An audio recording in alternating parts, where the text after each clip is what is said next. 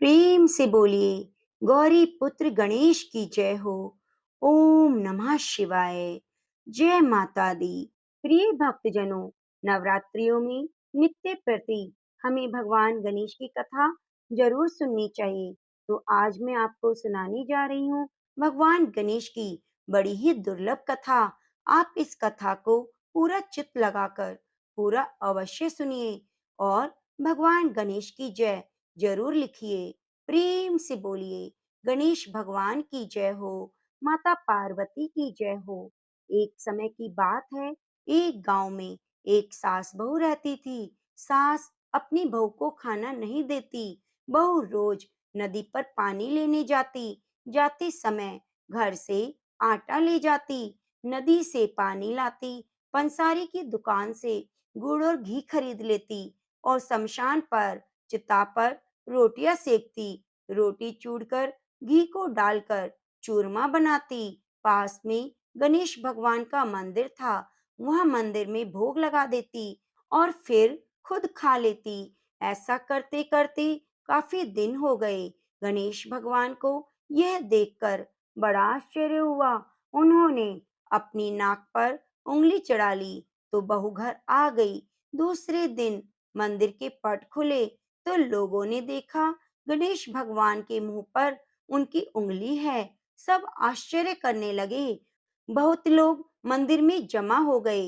मंदिर के पुजारी कहने लगे कि जो कोई भी गणेश भगवान के मुंह से उंगली हटा देगा उसे इनाम दिया जाएगा।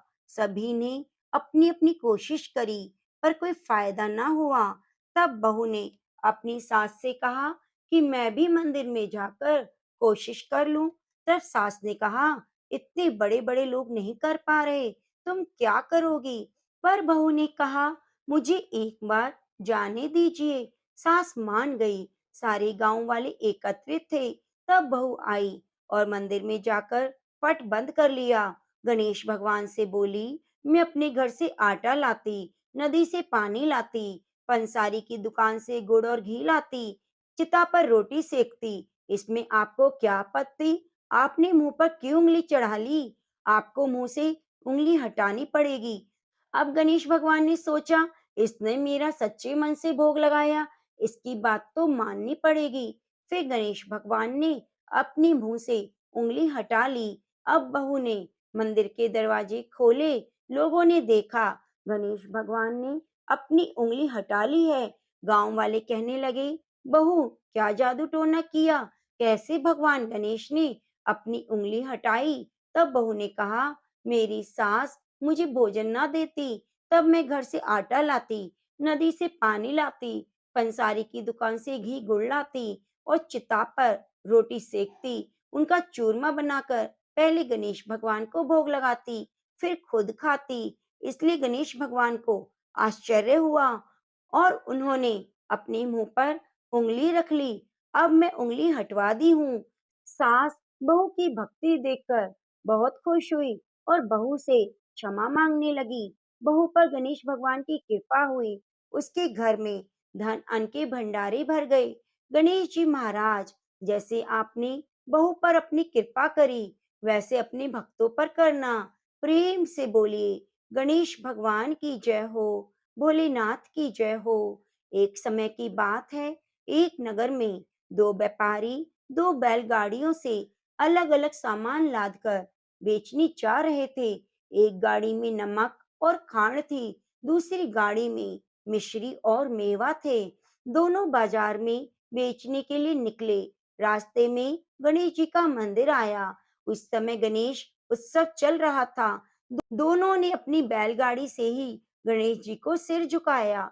गणेश भगवान तो नटखट हैं, कब किसी से अपनी कृपा दे या कब कौन से भक्त को परखने लगे पता नहीं। फिर क्या होता है, गणेश जी ने एक बालक का रूप धारण किया। मेवे मिश्री वाली गाड़ी से पूछा, तेरी गाड़ी में क्या है, थोड़ा मुझे भी खिला दो। गाड़ी वाले ने कहा, मेरी गाड़ी में तो नमक और खांड है। गणेश जी ने कहा, ठीक है। फिर दूसरी गाड़ी वाले से कहा, तुम्हारी गाड़ी में क्या है, थोड़ा खिला दो। उसने मजाक में कह दिया, मेरी गाड़ी में तो मेवा और मिश्री है, आकर खा लो। गणेश जी ने कहा, जिसकी जैसी इच्छा वैसी मनसा। गणेश जी गाड़ी पर चढ़ गए, मेवा मिश्री निकालकर खाने लगे। गाड़ी वाले ने देखा, मेरी गाड़ी में तो नमक और खांड था, ये मेवा मिश्री कहाँ से आ गए? उसने नीचे उतरकर चेक किया तो देखा पूरी गाड़ी मेवा मिश्री से भरी है। दूसरी गाड़ी में जिसमें मेवा मिश्री थे, उसमें नमक और खांड है। दोनों समझ गए कि ये भगवान गणेश की लीला है, झूठ बोलने का फल उन्हें मिला है। दोनों ने बाल रूप गणेश के पैर पकड़ लिए और क्षमा मांगने लगे। फिर दोनों ने कहा, हमारा माल वापिस कर दीजिए।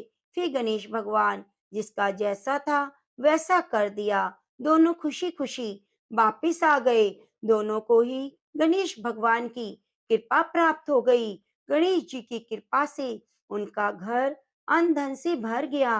गणेश जी महाराज, जैसे आपने उन दोनों पर कृपा करी, वैसे अपने भक्तों पर करना। प्रेम से बोलिए, गणेश भगवान की जय हो, माँ पार्वती की जय हो। ओम नमः शिवाय। प्रिय भक्तजनों, आप हमारे चैनल को सब्सक्राइब करके बगल में बनी घंटी को दबाना ना भूलें और कमेंट बॉक्स में गणेश भगवान की जय जरूर लिखिए। मिलते हैं अगली कथा कहानियों के साथ। तब तक के लिए नमस्कार।